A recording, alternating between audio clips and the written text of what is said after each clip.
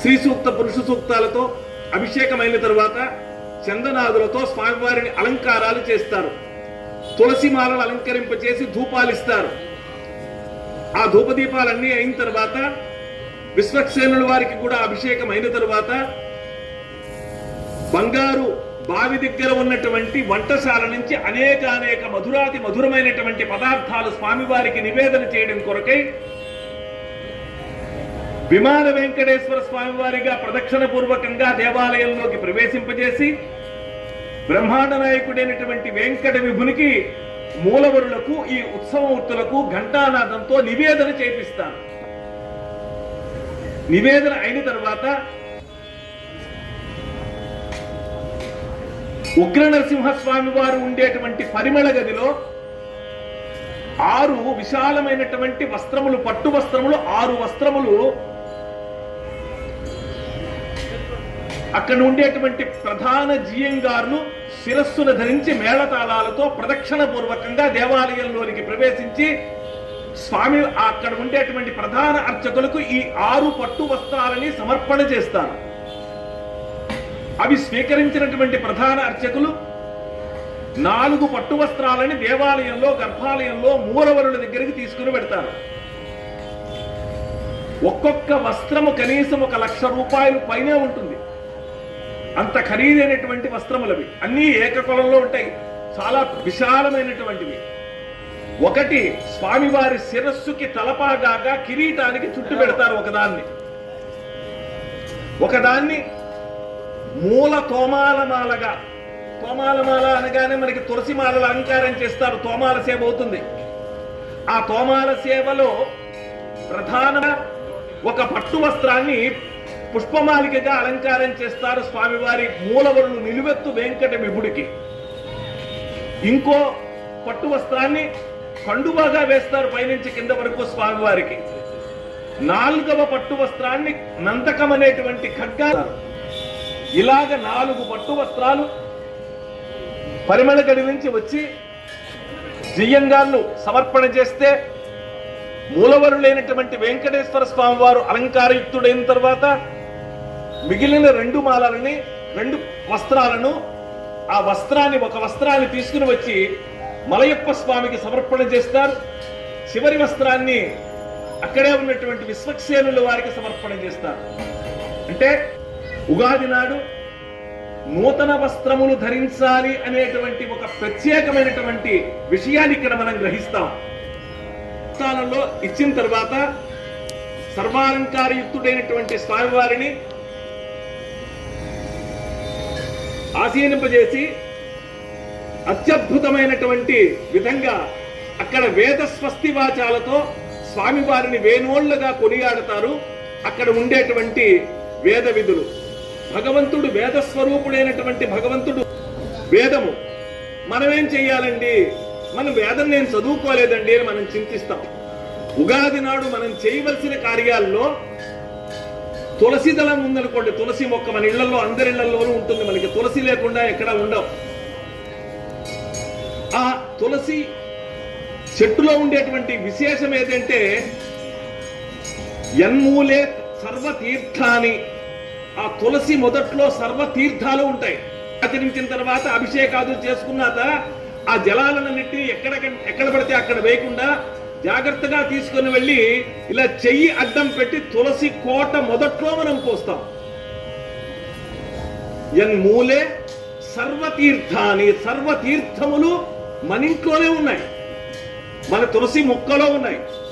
కానీ మనం తులసి మొక్కను బ్రతికించుకొని దాన్ని పవిత్రమైనటువంటి భావంతో చూడగలిగితే చాలు.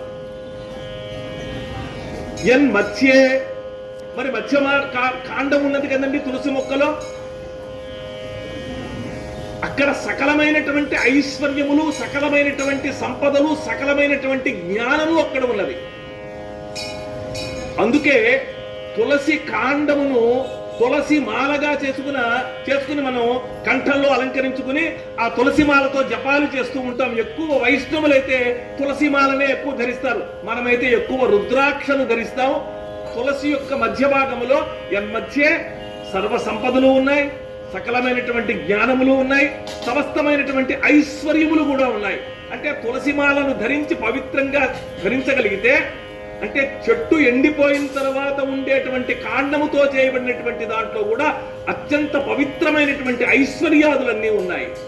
మరి యదగ్రే అగ్రమునందు తులసి దళం సర్వవేదాంశ, సర్వవేదములు ఉన్నాయండి.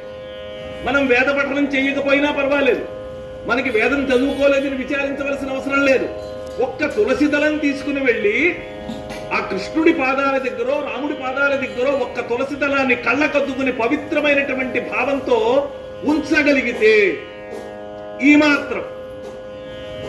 మాత్రము శ్రద్ధ, ఈ మాత్రం తులసి మొక్క యందు మనకు ఉండేటువంటి పవిత్ర భావం పెద్దలు చెప్పింది, నేను చెప్పింది కాదు. నేను చెప్తే మీరు ఎవరు వినాల్సిన అవసరం కానీ ఆచరించవలసిన అవసరం కానీ అంతకంటే ఏమీ లేదు. పెద్దలు చెప్పిందే, శాస్త్రంలో చెప్పిందే. మనం తులసి దళంతో అమ్మవారు రుక్మిణీదేవి శ్రీకృష్ణుడిని తూచిందండి. ఎలా తూచగలిగింది? వేదముల యొక్క స్వరూపం అది. వేదముల చేత కొనియాడబడేటువంటి వేద విభుడు, వేదాంత వేద్యుడు, వెంకట విభుడు అంటాం.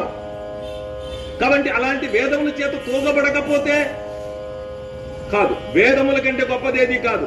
ఒకవేళ అంతటి పరమాత్మ అయినటువంటి ఆది మహావిష్ణువే ఈ భూలోకంలో రాముడుగానో కృష్ణుడుగానో అవతరిస్తే వేదములను అభ్యసించవలసిందే. వేద విధుడైనటువంటి బ్రాహ్మణునికి దక్షిణాదులు ఇచ్చి వారి యొక్క ఆశీస్సులు పొందవలసిందే. ఎందుకంటే బ్రాహ్మణుడికి అంతటి గొప్పతనము చెప్పబడున్నది. ఎందుకయ్యా అంటే అనుష్ఠానము చేత. ఉగాది నాడు మనం చేయవలసిన పనుల్లో తప్పనిసరిగా దైవారాధన. మరి ఇతర వర్ణాల వాళ్ళండి, ఇతర వర్ణాల వాళ్ళు చేయలేకపోయినా తులసి దళాన్ని తీసుకుని వచ్చి స్వామికి సమర్పణ చేయవచ్చు. మధురాతి మధురమైనటువంటి పదార్థాలు స్వామికి ఇంట్లో ఉన్నటువంటి ఆ ఫోటో దగ్గర ఉంచి నమస్కారం చేసి ఉండవచ్చు. అయితే అభ్యంగన స్నానం చేయించాం.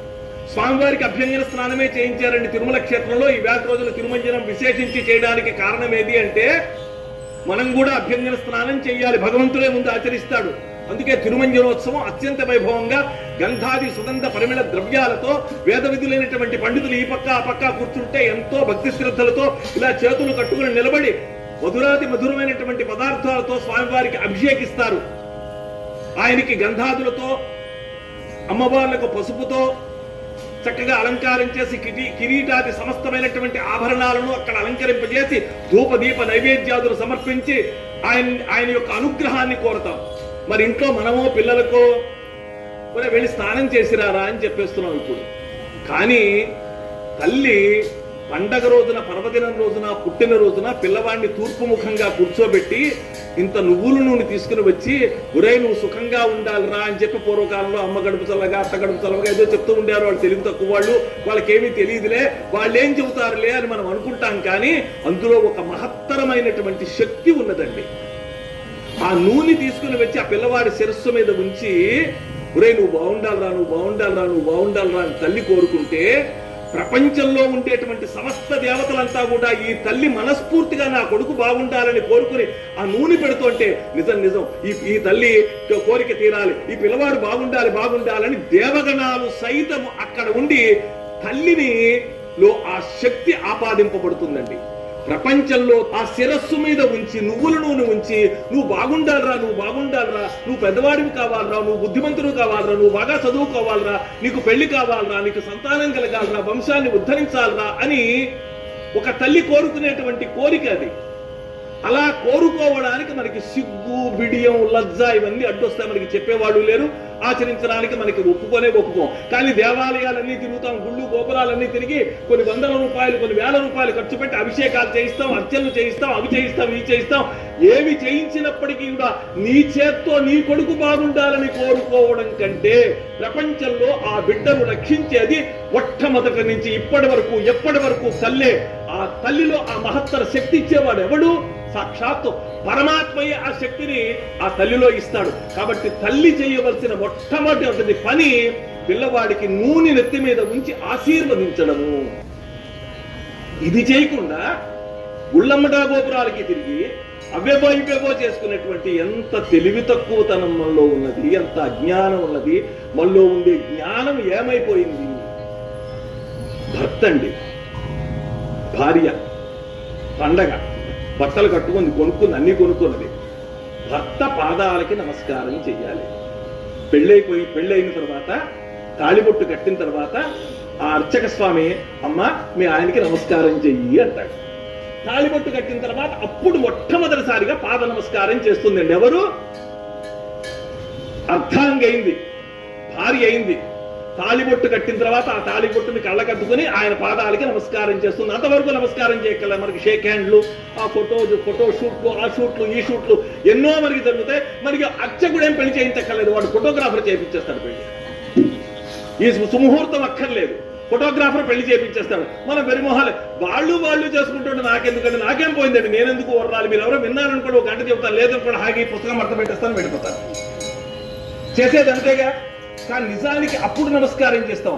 ఇక్కడ ఈ వేటి రోజున, పండగ రోజున ఇన్ని అక్షతలు పట్టుకెళ్ళి భర్త చేతికిచ్చి, ఏమండి నన్ను ఆశీర్వదించండి అంటే, నీ భర్త నువ్వు బాగుండాలని కోరుకుంటే, నీ భర్తే నువ్వు బాగుండాలి, నా భార్య బాగుండాలని కోరుకుని అక్షతలు వేస్తే, ఈ ప్రపంచంలో నీకు లోటెక్కడ ఉన్నది? నీకు ఈ ప్రపంచంలో లోటెక్కడుంది చెప్పండి? నీకు అన్నీ కావాల్సి, అన్నీ ఇవ్వవలసినటువంటి భర్తే నా భార్య బాగుండాలి నేను అక్షతలు వేసి ఆశీర్వదిస్తే, నీకు ఇంతకంటే సౌభాగ్యం ఏం కావాలి? నీకు ఇంకేం తెచ్చుకోవాల్సింది, ఏ దేవుడి దగ్గరికి నువ్వు వెళ్ళవలసిన పనే నీకు లేదు. కానీ ఆ ఒక్క పని కూడా ఇంట్లో ఉండేటువంటి భర్తకి నమస్కారం చేసి అక్షతలు వేయించుకునేటువంటి తెలివితేటలు కూడా మనకి లేవు. ఏమనాలి చెప్పండి, ఏమనుకోవాలి చెప్పండి, ఏం బాధపడాలి చెప్పండి, ఎక్కడికి వెళ్ళిపోవాలి చెప్పండి?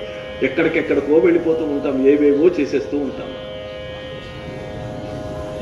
ఇవి ప్రధాన వస్త్రం. మహానీయులు పండితులు అన్నారు, సముద్రం ఫోన్ మోగుతుంది వెంటనే, హలో ఈ పూజ పురస్కారము, ఏమండి వాళ్ళ ఆఫీస్ నుంచి ఫోన్ చేశారండి, వెంటనే ఈ దేవుణ్ణి అక్కడ పక్కన పెట్టేసి ఇవన్నీ మాట్లాడిన తర్వాత మళ్ళీ, ఎందుకంటే పాప ఆయన ఏం అడగడు, అడుగుతాడనేటువంటి భయం మనకి లేదు. ఆయన అక్కడే ఉంటాడు, ఎక్కడికి వెళ్ళడు. అంటే మనలో చలించిపోయే బుద్ధి, ఆయన అంటే ఆయనే కానీ ఈయన కాదు. కానీ మనం పూర్తి చేస్తాం పూజమానం. అంటే ఒక రకమైనటువంటి విశ్వాసం ఎంత ఉన్నదో, ఉండవలసిన మోతాదులో ఉండవలసినటువంటి విశ్వాసం పరిపూర్ణంగా నిశ్చలమైనటువంటి విశ్వాసం మనలో లేదు. చలించిపోయినటువంటి విశ్వాసం ఈశ్వరే, నిశ్చల బుద్ధి, చలించనటువంటి బుద్ధి. ఏమండి నైవేద్యం పెట్టాలా, మహానైవేద్యం పెట్టాలా, పెట్టకపోతే ఏమవుతుందండి? పెట్టకపోతే ఏమవుతుంది? ఆయన అడుగుతాడు, నిన్ను ఏం అడగడు. నువ్వు పెట్టకపోయినా అడగడు, పెట్టినా అడగడు. నువ్వు ఇంటి ముందు ముగ్గు పెట్టకపోయినా అడగడు, ముగ్గు పెట్టినా అడుగుతాడు. నీ మొహాన్ని బొట్టు పెట్టుకున్నా అడగడు, బొట్టు పెట్టుకోకపోయినా అడగడు. అడుగుతాడు ఆయన. ఆయనకేం పని? ఆయనకేం పని లేదు. కానీ ఆయన ఉపాసిస్తే, ఆయన దగ్గర మనం తెలుసుకోవలసింది, ఆయన అనుగ్రహిస్తే ఇచ్చేటువంటివి ఒక అపారమైనటువంటి అద్భుతమైనటువంటి శక్తి సమన్వితుడు పరమాత్మ. ఈ ప్రకృతిని ఒక్కసారి చూడండి, పులకించండి, ఒకసారి చూడండి. విశ్వాన్ని ఒక్కసారి చూస్తే పర్వతాలు, నదులు, అగ్ని, వాయువు, తేజస్సు, సూర్యోదయం, సూర్యాస్తమయం, వర్షకాలంలో వర్షం, శీతకాలంలో శీతలం, ఎండాకాలంలో ఎండలు, ఏ కాలంలో వచ్చేటువంటి ఫలాలు, పుష్పాలు ఇవన్నీ వస్తూనే ఉన్నాయి. ఒక అరటి చెట్టు నిర్మాణం చూస్తే ఆశ్చర్యం వస్తుంది. అరటి చెట్టు దొన్నెలో దొన్ని లోపల ఒక దూట, దాంట్లో అద్భుతమైన అమృతతుల్యమైనటువంటి శక్తివంతమైనటువంటి ఆరోగ్యవంతమైనటువంటి ఒక దూట. అది ఎప్పుడైతే తింటామో తెలియదు. ఇప్పుడు దాని ఎవడో యూట్యూబ్ లో చెప్తే ఆ దూట మంచిది అనుకుని ఇప్పుడు అందరూ దాని వెనకాల పరిగెడతాం. అరటి పువ్వు గురించి మనం ఎప్పుడు మనం వండుకోము. అరటి పువ్వు చాలా చాకిరి అండి, దాన్ని దంచాలి, గీయాలి, కడగాలి, అన్ని చేయాలి. కానీ అరటి పువ్వులో ఉండేటువంటి ఔషధ గుణాలు ఎంత గొప్పవో అమ్మ వాళ్ళకి అడిగితే వాళ్ళు చెబుతారు. అందులో ఉండే మాధుర్యం, అందులో వగరు ఉంటుంది. ఆ వగరు ఎంత ఆరోగ్యకరమైనది, ఎంత రుచికరమైనది అంటే, ఎప్పుడు బజార్లో చక్కెరతో ఉన్న స్వీట్లు తిని ఏం తిలానో తెలియనటువంటి దయనీయ పరిస్థితి వస్తుంది. ఆ వగరులో ఉండే గొప్పతనం ఏదంటే, అరటి పండులో ఉండే గొప్పతనం వగరు ఉంటుందండి అరటి పండులో. ఆ వగరు గొప్పదిరా, అది ఆరోగ్యవంతమైందిరా అనేటువంటి విషయం మనకి తెలియదు. ఒక అరటి చెట్టు యొక్క సృష్టి, ఒక కొబ్బరి చెట్టు యొక్క సృష్టి, ఆ మట్ట విడిపోతుంటే చూస్తూ ఉండగానే ఆ చెట్టు ఆ ఆకాశం అంత ఎత్తుగా ఎదిగిపోతూ ఉంటుంది. ఆ చెట్టు ఏమిటి ఆశ్చర్యము అంటే, ఇదంతా సృష్టి చేసిన వాడెవడు? ఓ పరమాత్మ. ఒక మహత్తరమైనటువంటి శక్తి ఉన్నది ఈ ప్రకృతిలో. ఆ శక్తి ఎక్కడ ఉన్నదో తెలుసా? ఈ విశాలమైనటువంటి విశ్వంలో కేంద్రమైనటువంటి ప్రదేశంలో సింహాసనారూఢుడే కూర్చునున్నాడు పరమాత్మ. విశ్వంలోనే కూర్చునున్నాడు, మధ్యలో కేంద్రంలో కూర్చునున్నాడు, అందరికేసే చూస్తూనే ఉన్నాడు. అందుకే ఈశ్వర సర్వభూతాన్ని హృదయేశోజ్వల తిష్టతి భ్రామయన్ సర్వభూతాన్ని యంత్రారూఢాని మాయాని. మొత్తం ప్రపంచాన్ని, విశ్వాన్నంతటినీ తిప్పేస్తూ ఉంటాడు. మనం తిరిగిపోతూ ఉంటాం, తిప్పేస్తూ ఉంటాడు. అలాంటి ఈ ప్రకృతిలో, ఈ ప్రకృతి యొక్క ఈ ప్రకృతి అంతా కూడా కాలస్వరూపం, కాలస్వరూపుడైనటువంటి పరమాత్మ.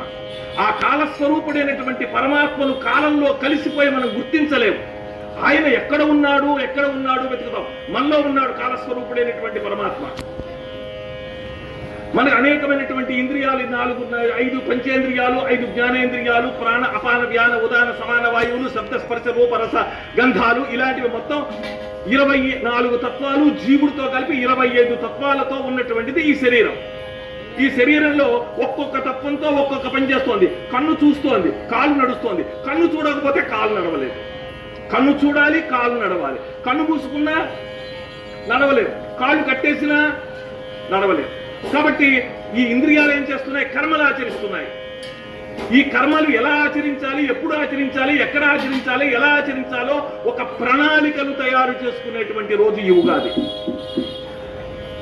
ఏమిటి? మొత్తం అనంతమైనటువంటి విశ్వంలో కాలం అనంతం, భగవంతుడు అనంతుడు. అనంతమైనటువంటి కాలంలో అనంతమైనటువంటి భగవంతుడిని మనం గుర్తించలేం, కనుగొనలేం. కాబట్టి కాలాన్ని ముక్కలుగా చేసి ఒక సంవత్సర కాలాన్ని ఒక ప్రమాణంగా తీసుకున్నారు. ఒక సంవత్సరం అనగానే 12 మాసాలు, 6 ఋతువులు, తిథులు, 15, 30 రోజులు. ఆ రోజులతో ఆ లెక్క ప్రకారం తిదివార నక్షత్ర యోగ కరణాలతో ఒక కాలనియమం చేశారు. ఈ కాలనియమం చేసిన తర్వాత ఈ కాలంలో ఈ పరిపూర్ణమైనటువంటి ఈ అనంతమైనటువంటి కాలాన్ని ఒక సంవత్సర కాలంగా పరిగణించి ఈ కాలంలో రాబోయే భవిష్యత్తులో చేయవలసినటువంటి సాధన ప్రణాళిక, ఏం సాధించదలుచుకున్నాం ఈ సంవత్సరంలో, ప్రణాళికను వేసుకోవడానికి యోగ్యమైనటువంటి ఒక స్థితి ఏదైనా ఉన్నది అంటే ఒక పవిత్రమైనటువంటి సకల దేవత స్వరూపమైనటువంటి కాలమైనటువంటి రోజు ఈ రోజు. అంటే ఈ రోజు సమస్త దేవతల యొక్క స్వరూపమైన రోజుగా భావించారు. ఏ దేవుణ్ణి ఆరాధించినా ఆ దైవం యొక్క అనుగ్రహం ఈ రోజును చేస్తే మనకి పరిపుష్టిగా మనకి కలుగుతుంది అని చెప్పారు పెద్దలు. కాబట్టి ఈవేళ రోజులు నీకు ఇష్టదేవాన్ని ప్రార్థించినా ఏం చేసినా కూడా భగవంతుడు ఉన్నాడు, నిశ్చలంగా ఉన్నాడు అనేటువంటి విషయాన్ని నువ్వు గుర్తించు. భగవంతుడి దగ్గర 3 శక్తులు ఉన్నాయండి. ఒకటి, ఆయన దగ్గర అపారమైనటువంటి శక్తి. ఏదో నీకు ఇచ్చామండి, నా దగ్గర 50 రూపాయలు ఉన్నాయి, 4 రూపాయలు 4 రూపాయలు ఇచ్చేసరికి తగ్గిపోయిందండి, 500 ఇలా ఖర్చు అయిపోయిందండి, 50 రూపాయలు ఇలా ఖర్చు అయిపోయిందని మనం అనుకుంటామేమో. కానీ అపారమైనటువంటి శక్తి సంపన్నుడైనటువంటి భగవంతుని యొక్క ఆ శక్తి ఎప్పుడూ తరిగేది కాదు, ఎప్పుడూ ఉంటుంది.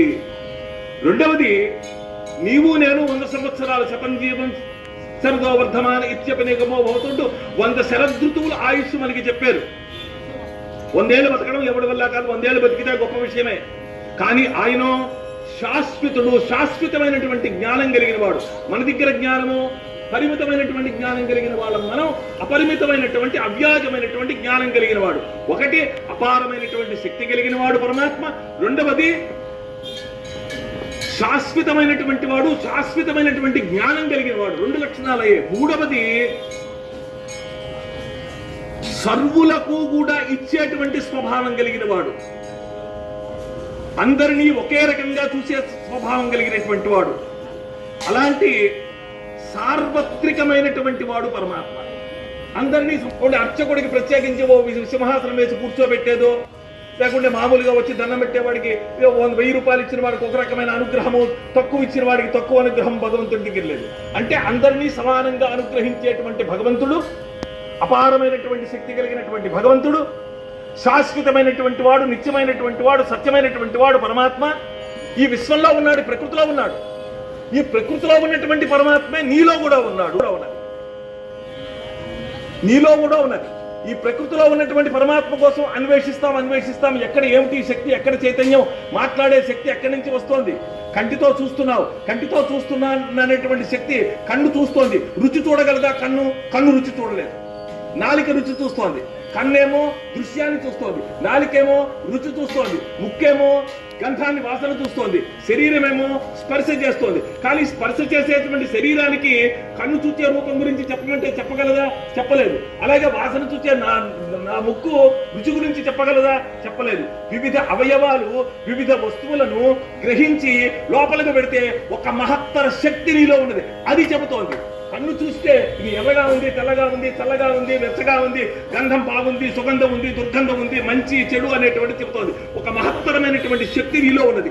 ఈ నీలో ఉన్న ఏ శక్తి అయితే ఉన్నదో విశ్వములో, సర్వవ్యాపకమైనటువంటి విశ్వంలో పీఠం వేసుకుని కేంద్ర బిందువు దగ్గర కూర్చున్నటువంటి పరమాత్మ కూడా అక్కడే ఉన్నాడు. పరమాత్మలో ఉన్నది, జగత్తులో ఉన్నవాడు పరమాత్మే, నీలో ఉన్నవాడు పరమాత్మే. నీలో ఉన్న పరమాత్మను తెలుసుకోవడం కొరకై చేసేటువంటి తహతహ ప్రయత్నం ఏదైతే ఉన్నదో అదే భక్తి. దాన్నే భక్తి అన్నారు. భగవంతుణ్ణి తెలుసుకోవాలని నువ్వు చేసేటువంటి పరిశ్రమ, నువ్వు పడేటువంటి కష్టము, నువ్వు పడేటువంటిది. మరి ఎందుకండి ఈ పూజ? పూజ ఎందుకు చేయాలి?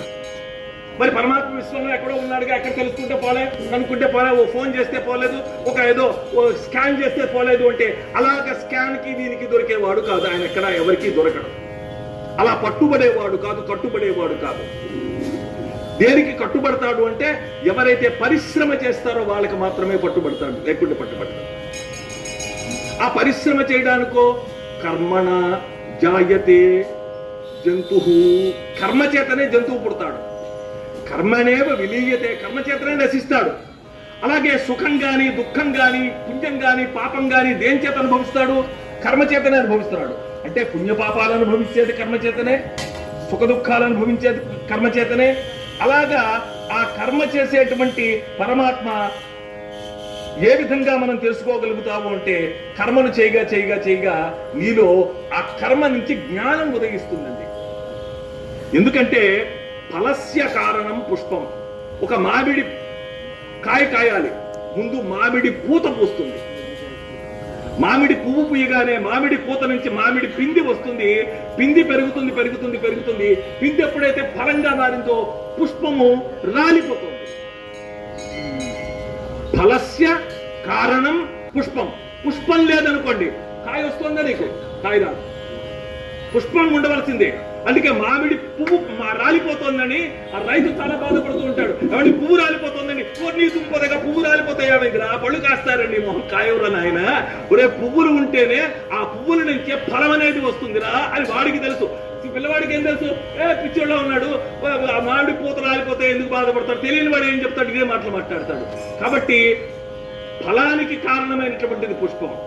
ఎప్పుడైతే ఈ ఫలం ఎప్పుడైతే నీ దగ్గరకు వచ్చిందో ఫలం పుష్ప వినాశనం. ఎప్పుడైతే పండు వచ్చిందో ఫలం పుష్పం అనేది నాశనం అయిపోయింది. కాబట్టి జ్ఞానస్య కారణం కర్మ. నీకు జ్ఞానం ఉదయించాలంటే కర్మ చేయాలి. అలాగే ఎప్పుడైతే నీకు జ్ఞాన కర్మ వినాశనం, ఎప్పుడైతే జ్ఞానం ఉదయించిందో కర్మ నీకు ఆటోమేటిక్గా నీ నుంచి దూరమై వెళ్ళిపోతుంది. అంటే ఎంతవరకు నువ్వు కర్మ చేయాలి? జ్ఞానం ఉదయించేంత వరకు నువ్వు కర్మ చేయాలి.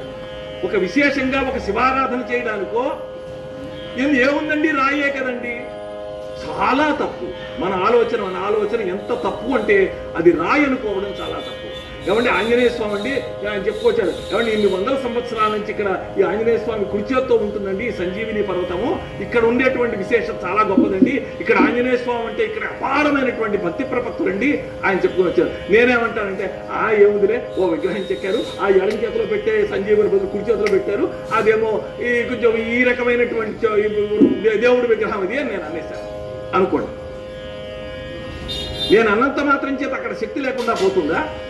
అంటే దాన్ని నేను గ్రహించనంత మాత్రం చేత మన గుళ్ళో ఉండేటువంటి ఆంజనేయ స్వామి వారికి వచ్చే నష్టమే లేదు. బుద్ధిర్ బలం యశో ధైర్యం నిర్భయశ్చ మరోగతా అజాడ్యం వాక్పటుత్వం హనుమాన్ స్మరణాన్ లభే. ఇది సత్యం సత్యం సత్యం. ఇందులో ఏమనుమానం లేదు. బుద్ధిర్ బలం యశో ధైర్యం నిర్భయశ్చ మరోగతా అజాడ్యం వాక్పటుత్వం హనుమాన్ స్మరణాన్ లభేత్ అని ఒక 100 సార్లు 1000 సార్లు 2000 సార్లు నువ్వు జపం చేయగా నీ బుద్ధి ఆటోమేటిక్ గా పెరుగుతుంది. నీ శక్తి నీకు తప్పనిసరిగా వస్తుంది. ఎందుకంటే గాయత్రి మంత్రానికి అర్థం అదే. గాయత్రి మంత్రాన్ని చేస్తూ ఆ తేజో రూపమైనటువంటి ఆ ధీశక్తి నాకు ఉండాలి, ఆ ధీశక్తి నన్ను నడిపించాలి, నా బుద్ధి వికసించాలి అనేటువంటి భావనతో మనం చేసేటువంటి జపం యొక్క ఫలితము ఎప్పుడు నువ్వు పొందగలుగుతున్నావు? జపం చేయగా ఆ సాధకుడు ఆ సాధన ఫలితాన్ని పొందినట్టుగా ప్రయత్నం చేయాలి, పరిశ్రమ చేయాలి. ఈ ఉగాది నాడు నేను ఈ మంత్రాన్ని నేను రేపటి నుంచి చేస్తాను, రేపు చేయక్కర్లేదు, ఏదైనా ఒక సంకల్పం చేయాలి ఈ ఉగాది నాడు. అలాగ ప్రణాళిక ఏర్పాటు చేసుకోవడానికి యోగ్యమైనటువంటి రోజు ఉగాది. సరే, భగవంతుడు ఉన్నాడు. ఎక్కడున్నాడు ఈ భగవంతుడు? ఒరే నువ్వు ఎక్కడ చూస్తే అక్కడే కనిపిస్తున్నాడు. ఎక్కడెక్కడికో పరిగెడతాం. సర్వదుఃఖోపశాంతాయ సర్వపాప హరాయ చ సర్వవ్యాధి నివారణాయ భాస్కరాయ నమో నమః. సూర్య భగవానుడి నమస్కారం చేస్తాం. ఎదురుగుండా కనిపిస్తున్న సూర్యుడు. రోజు తెల్లవారు లేచి ఒక్కసారి సూర్యుడి భగవంతుడికి నమస్కారం మనం చేస్తామా అంటే హడావిడిగానే చేస్తాం ఆ నమస్కారం కూడా. ఆయన ఏం చేస్తాడట సూర్యుడికి? సర్వ పాపాలని పోగొట్టేవాడు ఆయనే, సర్వ దుఃఖోపశాంతయే సర్వ వ్యాధి నివారణాయ. దేని చేత? ఒక్క దండం పెట్టేహానండి. ఏం చేసేవయ్యా అంటే ఏమయ్యా దక్షిణ ఏమైనా వేసి ఆ దండం పెట్టేహానండి. మా మిత్రుడు ఒక ఆయన పనిచేసేవాడు నా దగ్గర అటెండర్గా. ఏమయ్యా సత్యనారాయణ సత్యం ఏమయ్యా వెళ్ళావు నేనంటే వెటకారంగా డబ్బు అస్సలు రూపాయి తీయడు, ఒక్క పైసా కూడా తీయడాను, వేయడు. ఒక్క రూపాయికి ఇలా 100 సార్లు ఆలోచిస్తాడు. గుళ్ళోకి వెళ్ళామంటే వెళ్ళాడు. ఏం చేసావయ్యా? దండం పెట్టేసాను అన్నాడు. నాకు అప్పుడు తెలియలేదండి. ఇప్పుడు నేను ఆ దండం యొక్క గొప్పతనం ఇప్పుడు నాకు తెలుసు కాబట్టి ఆయన వాడు నా గురువురా, వాడు చెప్పాడు రా, రూపాయి ఎక్కలేదు, దండం పెట్టేసానండి, చాలు ఇది చాలు. ఏమిటా దండము నమస్కారము? ఇదేమిటో తెలుసా? పార్వతీ పరమేశ్వరులు ఇద్దరు ఆంతరంగికంగా ఎక్కడో ఆంతరంగికంగా ఎవరికీ కనిపించకుండా వాళ్ళు విహారం చేస్తున్నారు. కొన్ని వేల సంవత్సరాలు గడిచిపోతున్నాయి. కుమారుడు ఉద్భవించాలి, రాక్షస సంహారం చెయ్యాలి. ఎక్కడున్నాడు ఈశ్వరుడు అని వెతకడం ప్రారంభించారు బ్రహ్మాది దేవగణాలన్నీ కూడా. ఎక్కడా దొరకలేదు. తిరిగారు. ఆఖరికి ఎక్కడో ఈశ్వరుడు ఉండేటువంటి ప్రదేశం దగ్గరికి వెళ్ళారు. ఆంతరంగికంగా అమ్మవారితో కలిసి వేల సంవత్సరాలు విహరిస్తూ ఉన్నటువంటి స్వామి దగ్గరికి వెళ్ళి ఏం పిలవాలో తెలియక అప్పుడు దండం పెట్టేశారు. ఇలా దండం పెట్టి నమః పార్వతీపతయే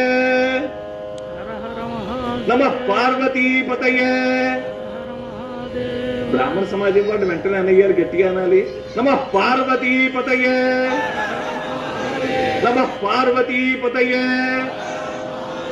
ఇలా పెట్టారు. ఇలా పెట్టడం అర్థం ఏమిటంటే ఇది పద్మం వికసించలేదు, ముకుళించుకుపోయిన పద్మం. అంటే మా దగ్గర జ్ఞానం లేదు శివ, రక్షించవయ్యా, రాక్షస సంహారం చెయ్యాలి అంటే నువ్వు ఎక్కడో కూర్చున్నావు, నువ్వు రావాలి. పార్వతీపతయే, పార్వతీ భర్త అయినటువంటి ఓ శివ, నమః నీకు నమస్కారం చేస్తున్నావు, హరహర మహాదేవ అని పిలిచారండి. అప్పుడు లోపల నుంచి బయటకు వచ్చాడు ఆయన.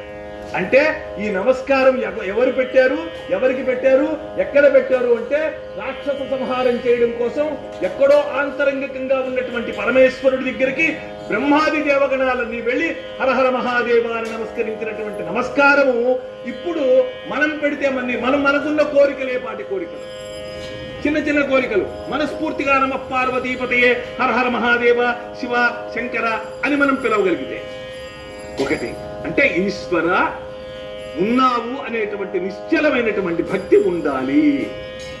రెండవది ఇంకొక మాట వినండి, దేశార్థం జీవనం స్థితి. జీవిస్తాం, దేశం కోసం జీవించు, దేశాన్ని మర్చిపోవద్దు.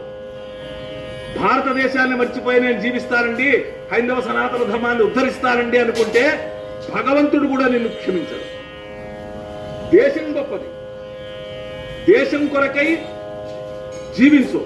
మొట్టమొదటి దేవుడున్నాడని నిశ్చయంతో ఉన్నావు, నిత్యానుష్ఠానం చేసుకో, కర్మలు చేయి. ఒక ఆయన ఒక యజమాని దగ్గరికి వెళ్ళి గురుగారు మీరు గొప్పవాడు, మీరు మహానుభావులు మాట్లాడితే వీళ్ళు పోవడం ప్రారంభిస్తూ ఉంటాడు ఒక సేవకుడు ఎప్పుడు నిరంతరం ఆయన ఏం చేస్తున్నాడో ఏం చూస్తున్నాడో అవన్నీ అక్కర్లేదు, ఎప్పుడు నిరంతరం ఇంట్లో పని చేసుకుంటూ ఉంటాడు.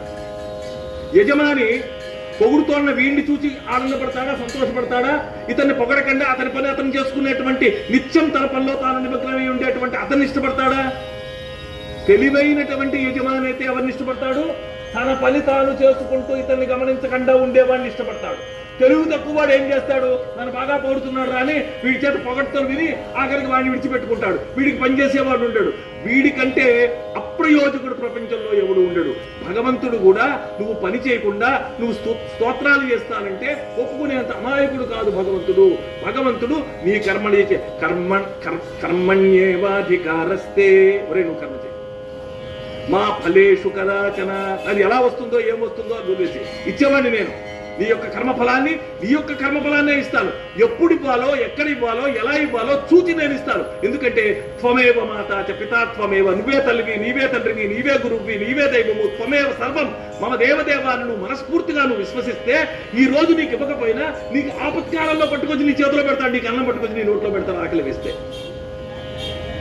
షడూర్మి రహితుడు భగవంతుడు, మనము షడూర్ములకు బద్ధులం. మనం ఇందుకే మనకి దుఃఖం సుఖం, పుట్టడం చావడం, ఇవి రెండు.